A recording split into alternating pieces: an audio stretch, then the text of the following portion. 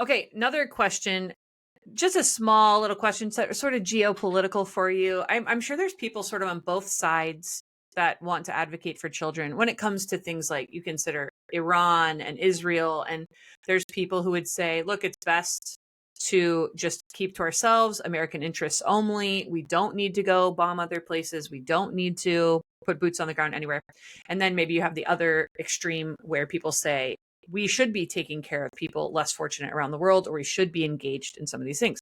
I was thinking about this from the pro child politics book stance, where we talk about some foreign policy and debt and different things like that. And I was just curious if you've considered a little bit, what's the children's rights response when we look at something like Israel and Hamas and Iran and just bigger geopolitical things outside of reproductive technology?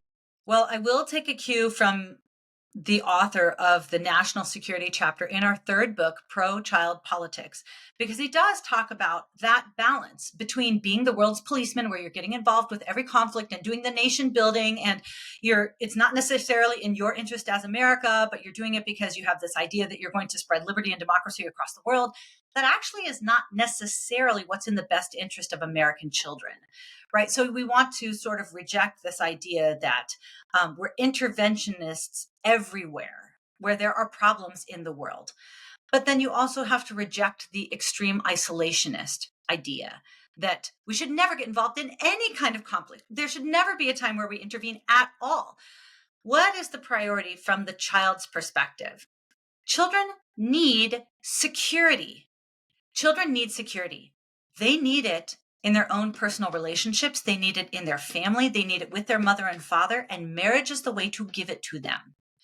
But they also need security when it comes to the nation and the city. And it is the job of public officials to give children the kind of security that they cannot secure for themselves. So I am in agreement with the idea that we need to put America first when it comes to foreign policy. But putting America first sometimes means abstaining and allowing certain conflicts to broil, even though we don't necessarily like the outcome, but it's not necessarily in America's interest. It's not in the best interest of our nation's citizens to intervene. But there are times where the security of the United States demands that we intervene. And the lens that we view that from needs to be prioritizing our own citizens, specifically the citizens that are going to have to deal with a very weak or a war-torn nation, and that is the kids. So I just take that lens when I look at the variety of different geopolitical conflicts happening around the world. There's so many to choose from right now. The priority has to be a strong America. And history shows, both ancient history and recent history, that putting America first means carefully and strategically engaging. Not all the time, but some of the time. And I think philosophically, some people have made this connection with considering the border as well. You have walls, you have a door, you have locks on these things. It's not because you hate the people outside, it's because your duty is to the people inside. And so your primary duty is to your immediate family and your own children that you've brought into the world and you've committed to raise.